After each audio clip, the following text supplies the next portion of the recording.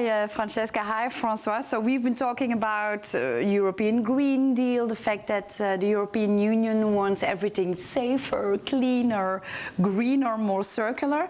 So I've been talking with Jan a few seconds ago about the digital product passport and the 6th Innovation Cafe. So maybe we can already tell our audience what it's all about. No? Yes? Are we ready for that? I guess we are. So yes, tell us a little bit more about the digital product passport. Yeah, thank you. And thanks for giving us the opportunity to share what is at stake in Europe with the EU Green and Digital Product Passport. As you know, the EU has set a very ambitious goal. In Europe, we need to become the first decarbonized area in the world by 2050. And this is a huge goal and a very ambitious one. And there are a lot of opportunities behind circularity. So this is a great place to be, Europe now, for the 2050 goal. But what in it for us, for the GS1 community? We are not a standardization body delivering standards for CO2 emissions or for the quality of water. We focus our standards on product data identification, data capturing, and data sharing. And so our goal, what is there at stake for us in the circularity plan?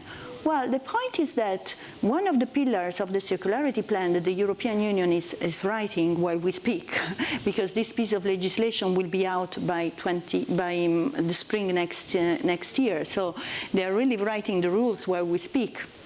So what is at stake there is about the fact that if you do not identify products uniquely and correctly, then how can you make the data circulate correctly and also the same product? So the problem is that how to reconcile the digital twin with the physical products and how to ensure unique identification across all the environments, the digital environments that product data will need to be, and where is it already today. So the intention of the European institutions is to restart the global supply chains, of course, from the raw materials. So in the EU Green and Digital Product Passport, there should be data requirements that will be fixed by regulation on raw materials, where they are situated, where they come from, but also regarding due diligence data requirements on the global supply chain, and because every global supply chain starts with raw materials. Then, of course, it's also very important for them to collect all the master data, so that what we in GS1 call the master data, of course. And so this will be included in a concept which is an horizontal concept of the digital product passport, which will be horizontal. So imagine the same sectors that are touched by the circular economy, which are electric and electronics, textile, packaging, and later on also food and beverages and constructions, will be receiving this product passport, and companies will need to really fulfill those requirements that are fixed by legislation. So I guess this is where really the GS1 standards can help. This is where our engagement and investments in the GDSN and also in Verified by GS1 can really support this effort.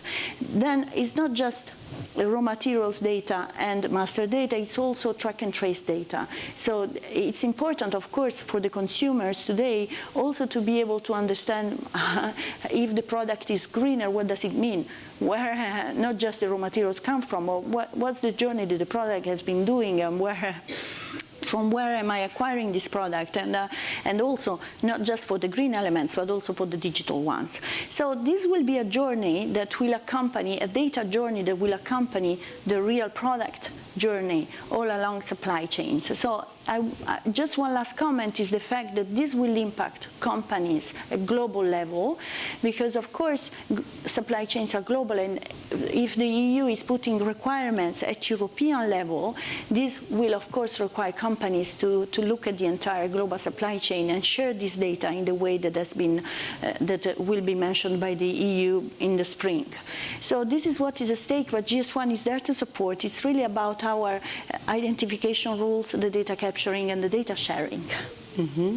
So, Jacques, yeah, a lot of information talking about the green and digital passport. Francesca already mentioned it, a lot of impact on enterprises, on businesses. So what impact do you see, especially on GS1 and then, of course, on the community? Hello everyone. Impact is very huge for GS1 and for the system because as Francesca said, we are talking about all sectors. We are talking about all steps of the product life cycle. We are talking about all stakeholders. So it's about in a system where at the very beginning we were identifying product manufactured, then sold in the retail, let's say, and that we have extended to other sectors with pretty much the same kind of schema, I would say.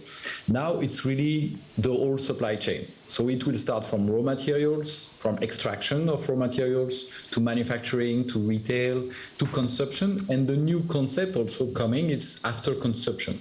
Mm-hmm. So recycling, refurbishing, and so on.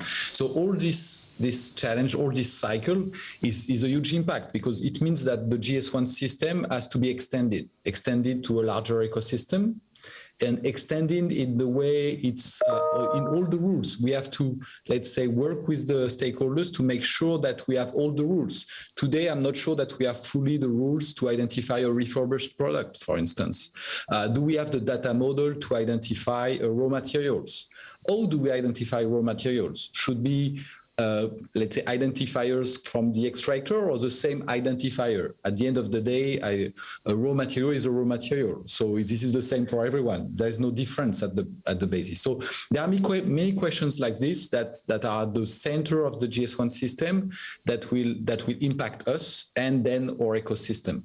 So identification, data sharing, data models, all this stuff that we are already doing is just extended and I would say exponentially extended, because this is huge, as my friend Jan Sommersoven says. This is huge, so that's something that we have to be prepared of.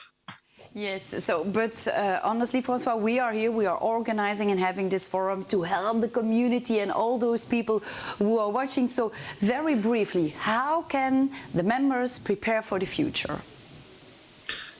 First, I would say that they have to do the same as they did so far, and don't believe that the GS1 system is something that is stuck in a position. It's a living body. It's something that has to be updated, okay? We have two big values in our system. It's inclusion and collaboration. Inclusion means that we have the stakeholders that are there must include the new ones, because that will be the same rules for everyone. And then collaborate with these guys to update or standard.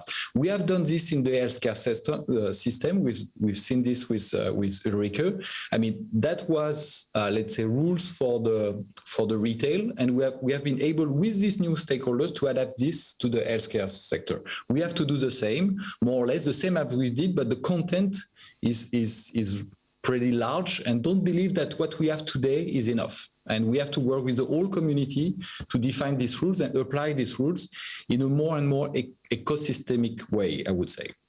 Okay, well, thank you. You made it very clear. I'm convinced that the GS1 approach with the professional dedication of the members will really be the winning couple, the winning goals for the future. So thank you very much, dear Francesca and Francois, for sharing this interesting, challenging and new topic, ladies and gentlemen. I think that so far we really had a lot of information in our mental goodie bag. We saw a lot of opportunities, a lot of challenges, and we are almost at the end of this great, interesting and inspiring forum. So I would like to go once more back to our sofas with Jan and Wouter for a wrap-up, but especially to share some key takeaways.